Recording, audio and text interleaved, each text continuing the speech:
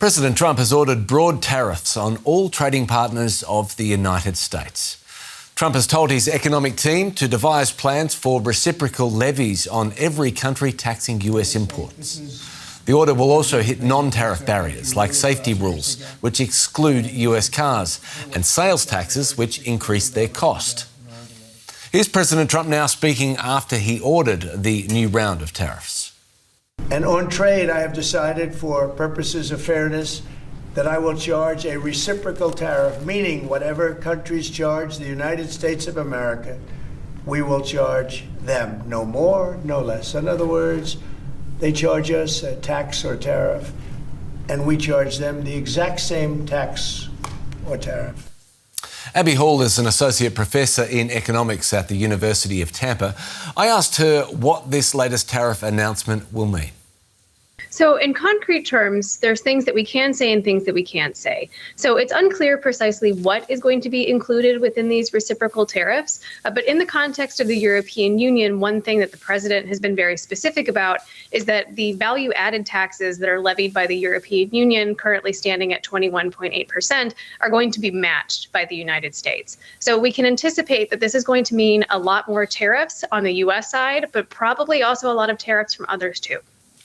Yeah, talking of the others, the initial focus will look into imposing reciprocal tariffs, as you say, on countries that have the largest trade surpluses with the US. Is this bad news for Europe? This is bad news for the European Union. So the European Union is the fourth largest trading partner with the United States.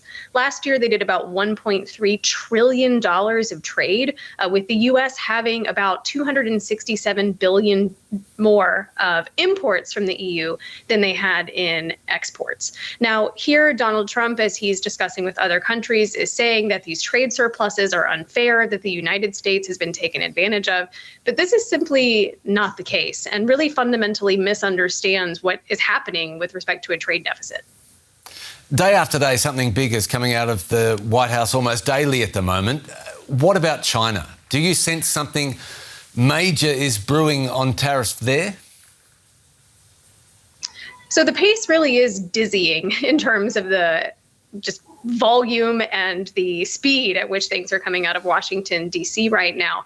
In terms of China, it's a little bit difficult to tell what's going on. I can say that for China, I wouldn't be surprised if many current U.S. partners potentially realign more toward China, or at least become softer on relations with China, because the United States currently is showing that not only are they not necessarily a reliable trade partner, but they may also act with malicious or unkind, if you want to be charitable, intent. So China may be subjected to some additional tariffs. Trump has made very clear that he wants to impose more tariffs on China, and we've seen that those have been implemented. But right now, just like a lot of other things, it's fundamentally unclear. Crystal balling is very difficult at the moment because, as you say, so much is changing so quickly. Long term, though, what effect could this have on US trade relations? Will other countries still want to do business as they have with the US going forward? Regardless of how this resolves, whether these tariffs are enacted or whether they are withdrawn, I do not see this being positive for the United States. The U.S., at a minimum, has shown that it's not the reliable trade partner that it used to be, including for countries that the U.S. has historically had very good trade relations with. So take Canada, Mexico, and the countries of the European Union. Even if the tariffs are withdrawn, you've damaged these types of trade relationships. And certainly if these tariffs are implemented, then that's going to cause some real issues down the line, not just for trade relations, but also for consumers who are going to wind up paying higher prices. And that's both in countries in which the United States is going to levy tariffs, but also in the United States. Abby Hall is a very busy associate professor in economics at the University of Tampa. Thanks so much for your time. My pleasure. Now, the issue of trade and tariffs also dominated talks between India's Prime Minister Narendra Modi and US President Donald Trump at the White House. Trump vowed to bring what he called fairness and reciprocity to the India-US economic relationship. He said the US would soon increase military sales to India, which would include F-35 stealth fighter planes. The two leaders praised each other Throughout their remarks, Modi repeatedly mentioned Trump's signature catchphrase, "Make America Great Again." He also added his own twist, saying he's determined to, quote, "make India great again." President Trump. DW's Janelle Dumalaon was at the White House and had this to say about the meeting. Whatever India charges, that's what we're charging them. Those are the words that Trump used to explain the reciprocal tariffs set to define U.S.-India trade ties and the U.S.'s trading relationship with the rest of the world. And Modi is fully prepared to get in line, coming to the bilateral meeting with a host of tariff reductions for products coming from the U.S. into his home country. And it's not the only area where Modi is prepared to cooperate. Trump's crackdown on irregular migration is another. He says that his views align with Trump's on this and that he is prepared to take back Indians living with undocumented status in the U.S. He laid the blame for the scale of the problem at the feet of traffickers. And from Janelle Dumalaon in DC, Srujan Palka is a Global India Fellow at the Atlantic Council. He has more on the key outcomes of that meeting. Hi, Anthony. Thank you so much for having me. I think Prime Minister Modi's strategy of not being complacent and coming ready with his own concessions, counter-proposals seems to have worked for the most part because there was little to no escalation.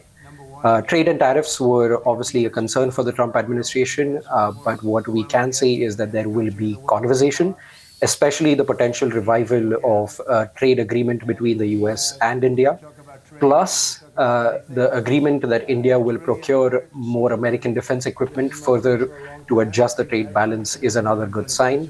And lastly, obviously, the fact that the two countries will work together to address immigration issues is another good outcome that we could have asked for. Migration and tariffs were expected to be key topics during this meeting, as it seems they were. From India's perspective, how critical is it to resolve these issues?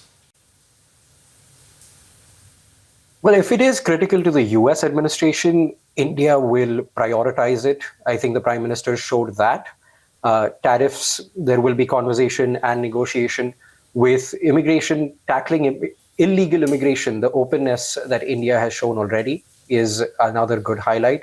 And especially on a channel like DW, it's worth highlighting that we have not yet heard conversation on a mobility agreement for legal immigration, the way India has with Germany. So here, the two leaders seem to be talking specifically about illegal immigration and addressing that. How will Modi balance this relationship now, this personal bromance, with these really significant tariffs marking such a big turning point in the way these two countries will do business?